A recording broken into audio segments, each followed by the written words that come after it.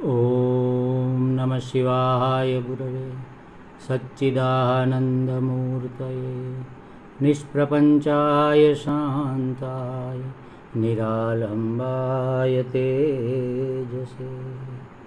हरिओम प्रभु जी। आज के इस प्रश्न परिषद में आप सबका स्वागत है। आज का प्रश्न लखनऊ से ज्योति त्रिपाठी जी का है। उन्होंने पूछा है कि अहम और अहंकार में क्या अंतर है। अहम और अहंकार में क्या अंतर है। वास्तविक अंतर तो कुछ नहीं है। जैसे हम कहते हैं अहम ब्रह्मास्मि, मैं ब्रह्म हूँ, तो मैं में और ब्रह्म में कोई अंतर नहीं है, दोनों का ऐक्य है। ऐसे ही अहम और अहंकार वास्तव में तो एक ही है, लेकिन जैसे भ्रम की वजह से और अंतःकरण की अशुद्धि की वजह से, अज्ञान के आवरण की वजह से, अज्ञान का आवरण हुआ, फिर विक्षेप हुआ, तो जिससे भ्रम पैदा हुआ। उससे क्या हुआ कि जो वास्तव में था उसको हमने विपरीत समझ लिया, उल्टा समझ लिया। तो जो नित्य सत्य था उसको हमने मर्त्य समझ लिया।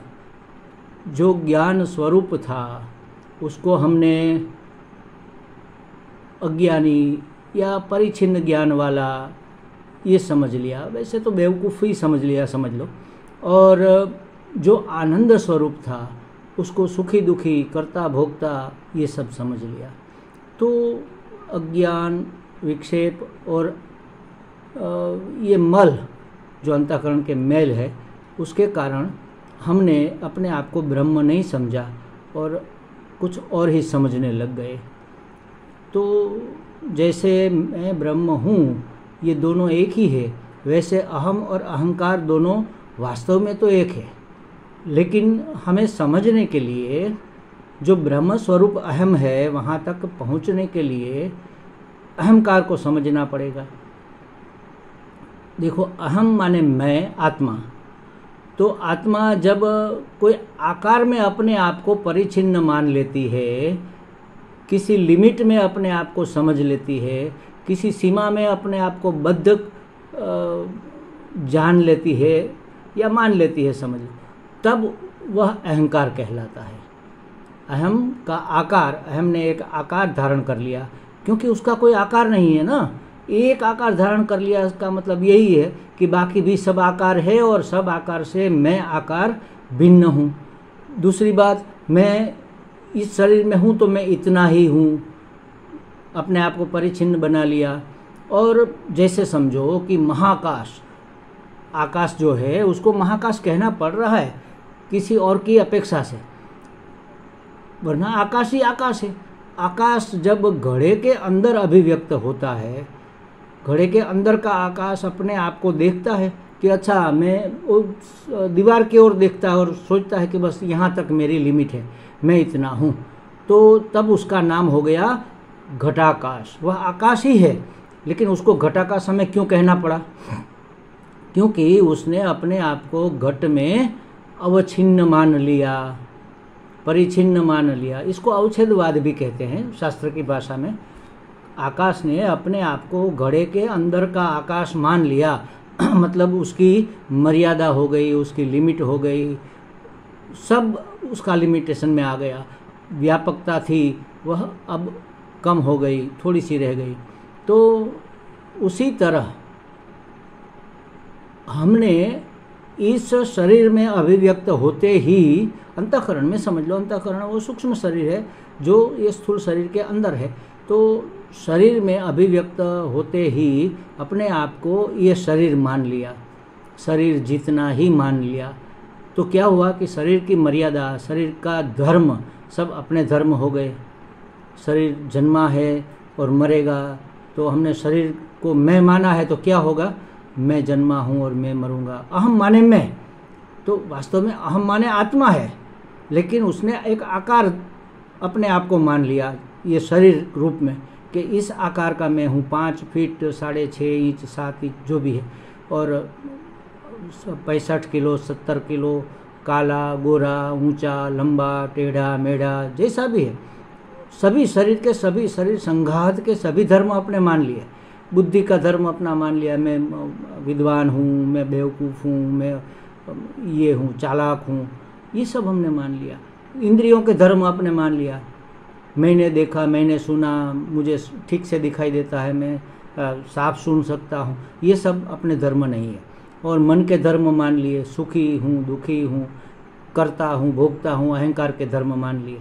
तो जो अंतःकरण के धर्म थे, मन बुद्धि चित्त अहंकार के, वह अपने आप को मान लेना, अपने ऊपर आरोपित कर लेना ही अहम का अहंकार हो जाना है। यही सबसे बड़ी समस्या है। वास्तव में जो अहम है, वास्तव में जो आत्मा है, उसको हमने अहंकार मान लिया, जीवात्मा मान लिया। आत्मा तो आत्मा ही है। अब जीवात्मा माना तो आत्मा के ऊपर वाले को परम आत्मा माना कि जिसमें सब समा जाते हैं। तो आत्मा तो वास्तव में एक आत्मा ही है, परमात्मा आत्मा ही है, आत्मा ही परमात्मा है, और आत्मा ही जीवात्मा है, जीवात्मा ही आत्मा है। तो जीवात्मा को आत्मा से अलग मानने के लिए हमने जीवात्मा कह दिया, वास्तव में वह आत्मा है। और हम इतने परिचिन्न हैं तो कोई सर्वशक्तिमान होना चाहिए, इसलिए आत्मा को परम लगा दिया। तो परम आत्मा और ये जीवात्मा दोनों आत्मा के ही रूप हैं।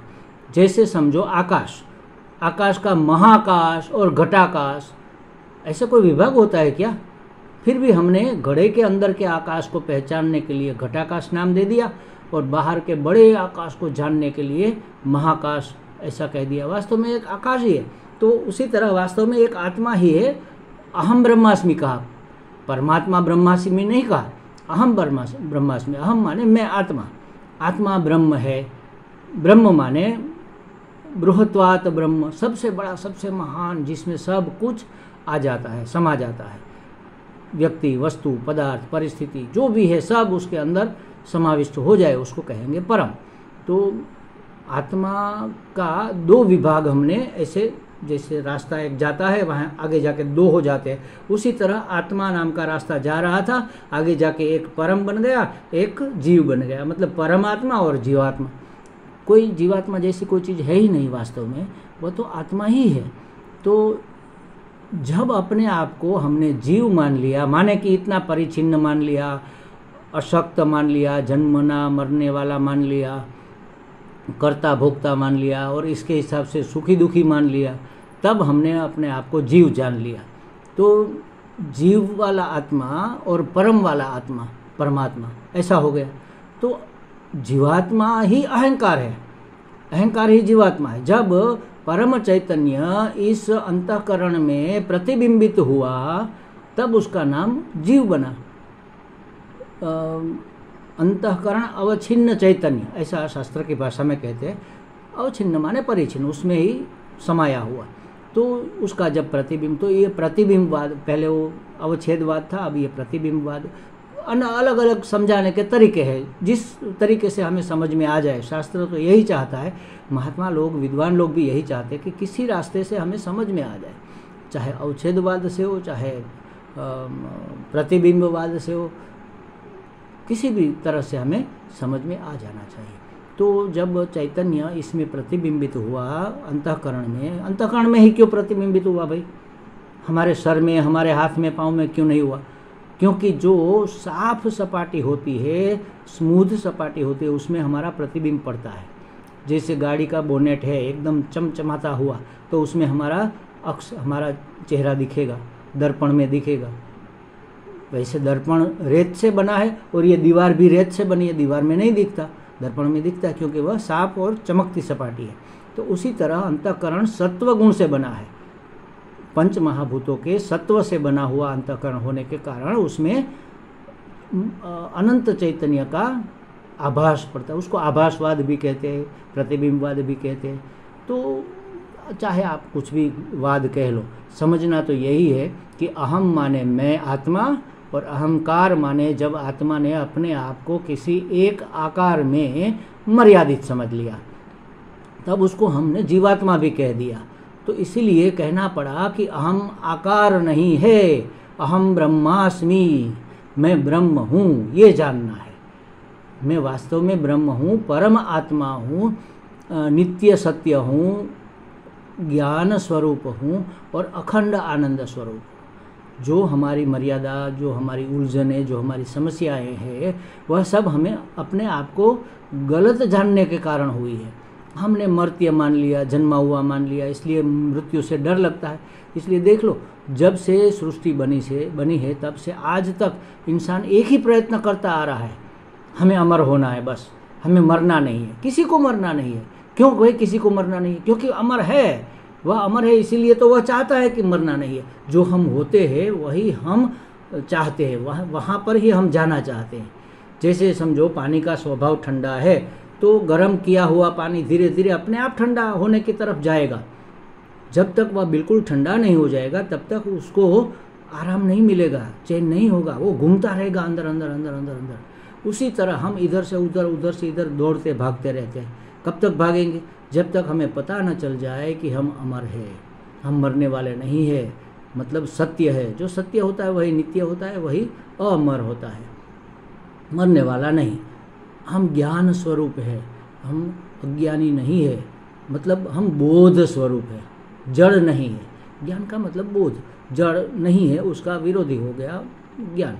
तो हम बोध स्वरूप है, चेतन स्वरूप है, जड़ नहीं है, ये हमने जान लिया।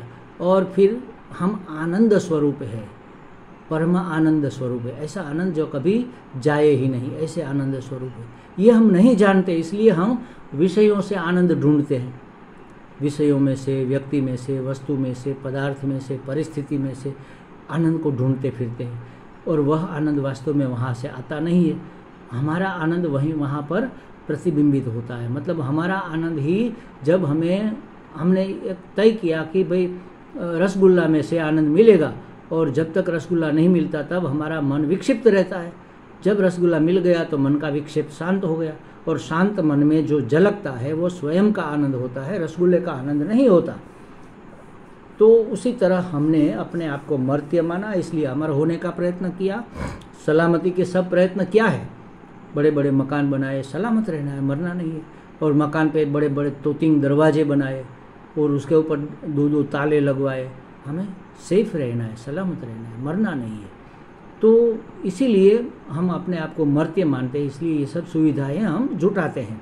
हम अपने आप को बोध स्वरूप नहीं मानते, ज्ञान स्वरूप, चेतन स्वरूप नहीं मानते हैं। हम अपने आप को अज्ञानी मानते हैं। अरे इस दरवाजे के पीछे क्या हो रहा है वो तो मुझे पता नहीं, और आप कहते हो मैं ज्ञानी हूँ। तो ज्ञान हमारा स्वरूप है, बोध हमारा स्वरूप है, सभान हमारा स्वरूप। कोई कह सकता है क्या कि मैं सभान नहीं हूँ? कोई नहीं कह सकता। जो भान में होता है वही कहता है कि मैं भान में हूँ, सभान हूँ। ये चेतन है।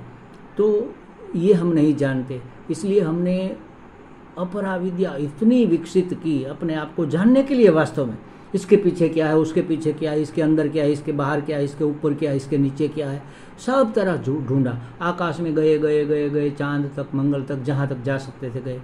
दरिया में गए, दरिया के तले तक, जहाँ तक अंदर गहरे जा सकते थे वहाँ तक गए, जानने के लिए। क्योंकि हम जानते ही नहीं है ना कि हम ज्ञान स्वरूप है, इसलिए हमें सब जानना है।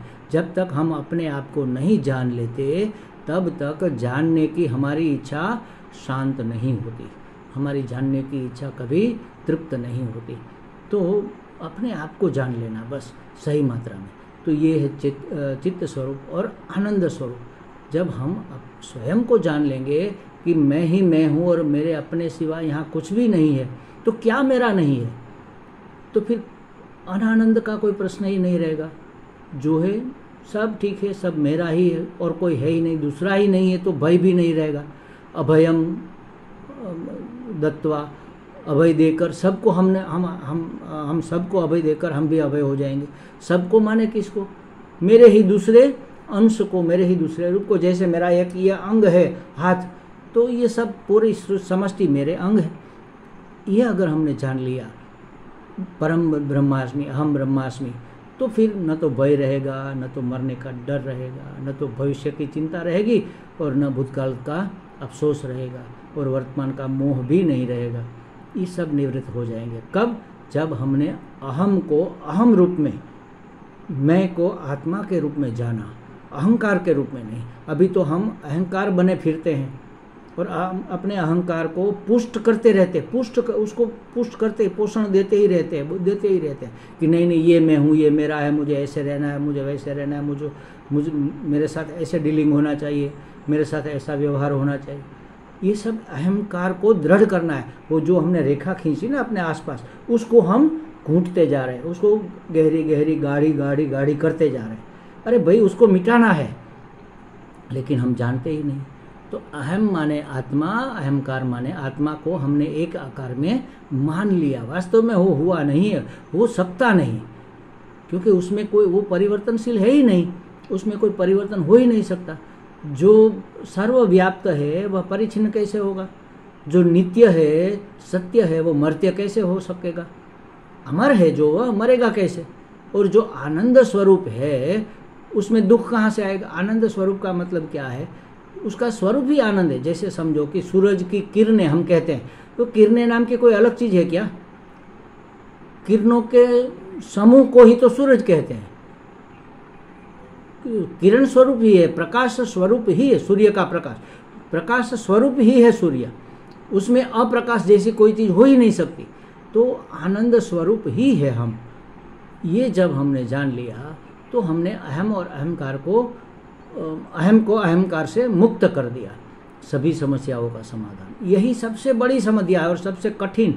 अहंकार को मिटाना माने अपने आप को झुका देना। इसीलिए तो हम गुरु को, विद्वान को, पितरुओं को और भगवान को नमन करते हैं। क्यों?